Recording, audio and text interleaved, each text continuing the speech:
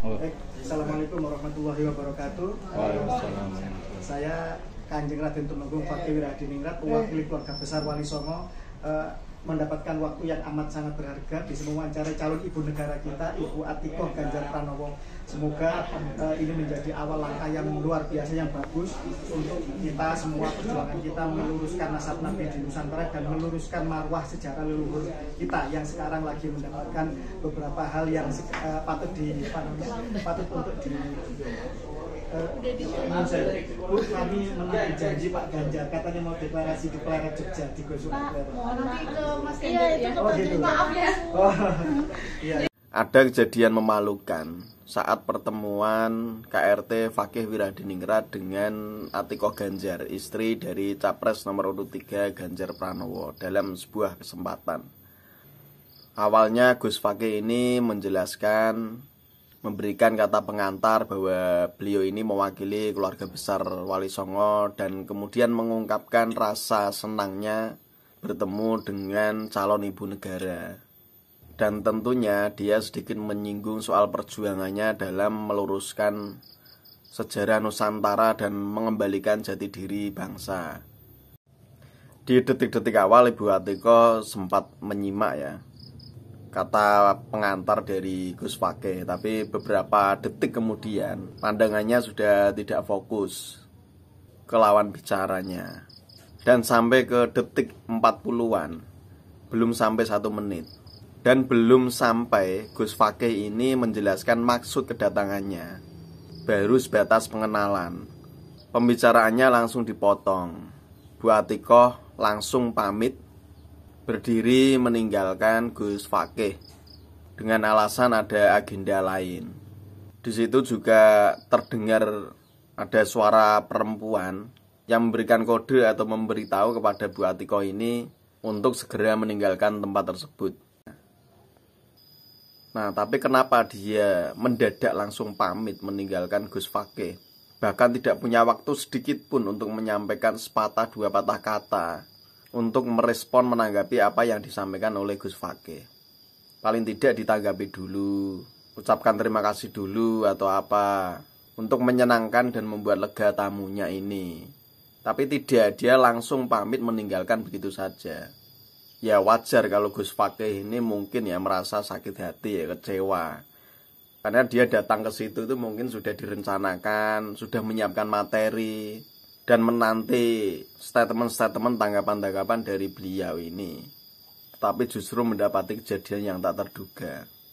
Bu Atikoh ini bukan lagi istri gubernur, bukan lagi istri pejabat. Kalau dulu waktu jadi istri gubernur ya kita memaklumi lah, beliau itu punya agenda yang padat ya, meskipun tidak sepadat gubernur. Tapi sekarang kan dia itu orang bebas, dia ibu rumah tangga biasa, kesibukannya paling membantu kampanye suaminya. Apakah iya sampai tidak ada waktu sedikit pun untuk mendengarkan aspirasi keluh kesah dari tamunya yang datang jauh-jauh untuk menemuinya? Ini tidak ada 1 menit loh, hanya 40-an detik.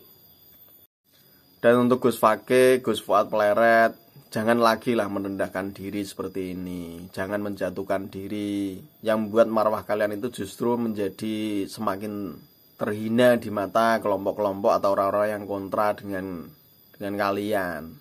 Saya sebenarnya sudah lega ya, kemarin ada pernyataan dari Gus Fuad Pleret, Kiai Madudin, untuk meninjau ulang dukungan ke Ganjar Pranowo. Tapi mengapa ini justru diulangi lagi? Buat apa gitu loh? Dari pertemuan pertama dulu saat Kiai Imad, Gus Fuad dan sejumlah Kiai Nusantara dengan Ganjar Pranowo, itu saja tidak mendapatkan respon yang menggembirakan kok. Dan blundernya saat itu, kenapa Kiai Imad, Gus Fuad dan kawan-kawan ini langsung mendeklarasikan diri untuk mendukung Ganjar Pranowo? Kenapa tidak dijajaki dulu, dibaca dulu pemikirannya, tanggapannya soal diskursus wacana yang mereka gaungkan selama ini? Dari diskusi itu kan paling tidak kita bisa mengukur dulu ya, sejauh mana kepedulian dan perhatian Ganjar Pranowo ini terhadap upaya pelurusan sejarah Nusantara. Lah ini belum langsung deklarasi. Kenapa tidak diteliti dulu rekam jejak riwayat Ganjar Pranowo ini selama menjabat jadi gubernur? Dan benar saja kan, setelah deklarasi Kiai Imaduddin untuk mendukung Ganjar Pranowo, hanya beberapa hari setelah pertemuan mereka, Ganjar Pranowo justru sowan ke Habib Syekh di Solo. Dari situ sebenarnya Gus Fuad, Kiai Imad sudah bisa membaca arah politik Ganjar Pranowo. Dan itu pun masih belum bisa meyakinkan mereka. Publik juga paham kok sejauh mana kedekatan Ganjar Pranowo dengan habaib, khususnya Habib Syekh, dibanding dengan Kiai Imad dan Gus Fuad dan Kiai Nusantara. Kalau dekat dan butuh, itu harusnya Ganjar yang datang, yang sowan, bukan dia yang didatangi. Nah ini sudah terbaca bahwa Ganjar itu lebih dekat dan lebih butuh kepada Habib Syekh, karena beliau sowan langsung ke Habib Syekh, ke kediamannya. Apa Gus Fuad Kiai Imad ini tidak tahu, tidak paham bagaimana rekam jejak Pak Ganjar ini dengan para habaib. Kedekatan mereka bukan hanya kedekatan secara kultural ya, atau emosional. Bahkan Pemprov Jateng yang dipimpin oleh Pak Ganjar selama 2 periode atau 10 tahun itu menjalin kerjasama kontrak resmi untuk mengadakan konser sholawat yang diadakan rutin setiap tahun dengan tajuk Jateng Bersolawat. Dan statement Pak Ganjar terkait itu juga sudah banyak kalian bisa cek di media online ya. Pemprov Jateng memfasilitasi, memberikan panggung bagi Habib Syekh untuk bersolawat yang dihadiri ribuan jemaah. Dan itu muter dari satu daerah ke daerah lain di Jawa Tengah. Dan acara itu dianggap sukses, serta akan dilanjutkan di tahun 2024, meskipun Ganjar Pranowo sudah purna. Dan acara itu didanai oleh APBD Provinsi Jawa Tengah. Jadi sudah sejauh itu dukungannya Pemprov Jateng terhadap program Jateng Bersolawat ini.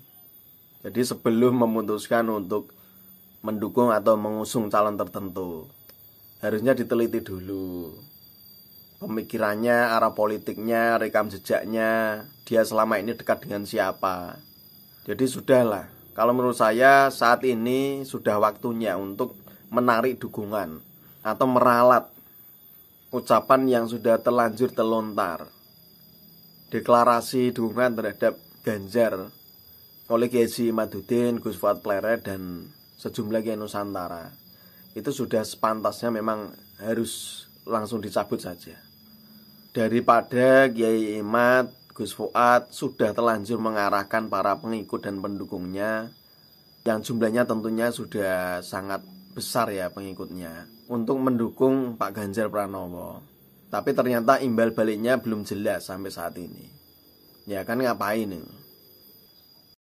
Gus Fuad, Kiai Imad harusnya sadar mereka saat ini belum punya basis massa yang terverifikasi. Pengikutnya memang banyak, kita akui, tapi tidak tampak seperti misalnya pengikut dari Habib Syekh ketika menggelar acara sholawat, konser sholawat, itu jelas tampak dihadiri ribuan orang. Nah itu massa yang menurut politisi ini basis massa, basis suara yang lebih jelas, sudah tampak kelihatan. Jadi kalau mau mendukung capres, yang lebih masuk akal justru malah ke 02. Karena melihat dari riwayat sejarahnya, Prabowo ini kan masih terah dari Hamengkubuwono dan terah Wali Songo juga. Dia asli turunan terah Raja Jawa, sehingga kepeduliannya dan perhatiannya terhadap pelurusan sejarah Nusantara mungkin akan lebih mudah dikompromikan. Ya hanya saja di 02 ini ada Habib Lutfi yang ini mungkin membuat Gus Fuad, Kiai Imad ini enggan untuk masuk ke 02. Apalagi 01, ya jelas di belakangnya siapa. Intinya kesimpulannya, apakah itu 01, 02, 03, semuanya sudah ada Habibnya. Semuanya sudah dimasuki Habib. Entah itu masuk di tim pemenangan resmi maupun yang tidak diumumkan. Jadi siapapun calon yang menang, siapapun yang menjadi presiden, Habib ini yang menang. Karena suara mereka itu tidak solid di salah satu capres saja, tapi disebar ke semua calon. Mereka lebih hebat dan lebih berpengalaman berpolitik daripada Kiai Imad, Gus Fuad yang ya mungkin baru belajar lah. Jadi kalau tidak ke 02, sebaiknya ya menarik diri ke semua capres saja, netral. Seperti langkah yang diambil oleh Gus Abbas Buntet, Panglima tertinggi Laskar Sabilillah, yang memutuskan untuk netral dalam pemilu 2024. Artinya membebaskan anggotanya untuk memilih calon siapa saja. Secara organisasi Laskar Sabilillah netral. Dan harusnya Kiai Imad Gus Fuad mengikuti jejak Gus Abbas Buntet ini, yang masih dalam satu visi perjuangan. Kita harus sadar ya, kita harus mengakui bahwa kita itu belum punya basis suara yang kuat dan terkonsolidasi. Kalau Gus Fuad, Kiai Imad datang ke capres, kemudian deklarasi menyatakan dukungan, nah, mereka itu mewakili organisasi apa? Pasti itu yang ada di benak pikiran para calon. Ini dari organisasi apa, punya masa berapa, mungkin punya DPP, DPC, DPAC sampai ranting, enggak sampai ke tingkat desa. Nah itu sangat diperhatikan oleh mereka. Kalau hanya datang dan menyatakan sebagai kita ini Duriah Wali Songo, keluarga Wali Songo, pecinta Wali Songo, ya tidak akan mempan. Siapapun bisa mengatakan seperti itu, mengklaim seperti itu.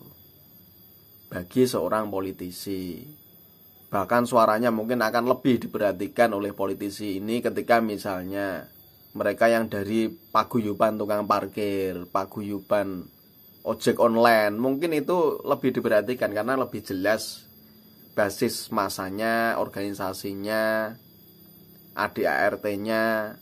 Lah kita ini belum apa-apa kok, sudah langsung maju melobi langsung ke capres. Ya akhirnya kan jadinya seperti ini, tidak ditanggapi. Sudahlah, harusnya Gus Fuad, Kiai Imad ini dalam soal politik harus bisa menahan diri dan bersabar dulu. Netral dulu lah. Netral itu juga sebuah sikap politik. Itu keputusan politik yang juga banyak keuntungannya bagi organisasi. Dengan tidak memihak ke salah satu calon, Kiai Imad akan lebih mudah menarik dukungan atau simpati dari masyarakat dari berbagai kalangan, dari berbagai latar belakang pilihan mereka. Mau mereka mendukung 01, 02, 03, sepanjang masyarakat ini mereka punya satu visi, satu pemikiran untuk meluruskan sejarah Nusantara. Tidak rela sejarah negeri ini diobok-obok, tidak rela kiai, ulama, wali-wali pribumi ini dilecehkan. Mereka akan bergabung, bahkan bukan hanya lintas latar belakang organisasi, etnis, suku, golongan, tapi juga lintas agama. Karena Nusantara ini menaungi beragam etnis, golongan, suku, hingga agama dan kepercayaan. Isu tentang pembelokan sejarah Nusantara ini akan menjadi perhatian bersama oleh masyarakat Nusantara tanpa memandang latar belakang mereka. Nah, ketika Kiai Imad sudah menyatakan atau mendeklarasikan kelompoknya kepada calon tertentu, ini justru akan membatasi diri, akan menghambat upaya untuk menarik dukungan dari masyarakat seluas-luasnya, sebanyak-banyaknya. Karena kalau sudah jelas arah dukungannya misalnya ke 03 misalnya, masyarakat yang punya satu visi, satu pemikiran dan sepakat dengan tesis Kiai Haji Imaduddin, tapi mereka sangat fanatis kepada calon presiden tertentu di luar 03. Ini akan membuat mereka bingung. Dan bisa jadi mereka tidak jadi simpatik, tidak lagi mendukung perjuangan Kiai Haji Imaduddin karena merasa arah dukungan politiknya sudah berbeda. Hanya gara-gara Kiai Haji Imaduddin mendukung 03, Jadi sudahlah, netral saja. Tarik dukungan dari semua capres. Fokus untuk menarik dukungan dari publik sebanyak-banyaknya. Kita mengandalkan people power. Dan ini menjadi kesempatan untuk menarik people power. Karena pemikiran tesis Haji Imaduddin ini semakin lama semakin diterima oleh masyarakat Indonesia, khususnya warga muslim. Tinggal nanti diperkuat organisasinya, misalnya Laskar Sabilillah. Ini harus terus diperkuat. Bikin DPP, DPA, DPC, DPAC sampai ranting kalau perlu. Dan ini baru seumuran jagung kok. Jadi jangan buru-buru untuk deklarasi atau melobi ke calon tertentu dengan kelompok yang belum terkonsolidasi. Ya lebih baik kita menyiapkan untuk pemilu yang 5 tahun ke depan. Mungkin persiapannya akan lebih matang, basis masanya akan lebih kuat, lebih besar, dan lebih terkonsolidasi. Organisasinya lebih teratur, ADART-nya lebih tertib. Dan ini peluang kesempatan besar. Karena belum ada setahun ya. Bahkan Laskar Sabilillah ini baru beberapa bulan berdiri, dibentuk. Tapi sudah mendapatkan simpati dan dukungan dari masyarakat luas, terutama dari kaum Nahdliyin. Saya membayangkan kalau ini perjuangan ini bisa konsisten, bahkan ditingkatkan. Ini 5 tahun ke depan di pemilu Pilpres yang akan datang, kelompok Kiai Imad ini akan lebih siap, lebih matang, dan lebih percaya diri untuk masuk dalam kontestasi politik. Bahkan malah didatangi, disowani oleh capres. Bukan kita yang datang ke mereka. Apakah kalau kita dari sekarang tidak deklarasi atau terang-terangan mendukung calon tertentu, ini akan menghambat perjuangan keluarga Wali Songo ke depannya? Ya tidak. Kalau kita punya basis massa yang kuat, mau jadi tim ses atau tidak, itu akan selalu diperhitungkan. Banyak kok organisasi yang dia awalnya menyatakan netral, non partisan, tapi suara mereka juga tetap didengar kok oleh pemerintah.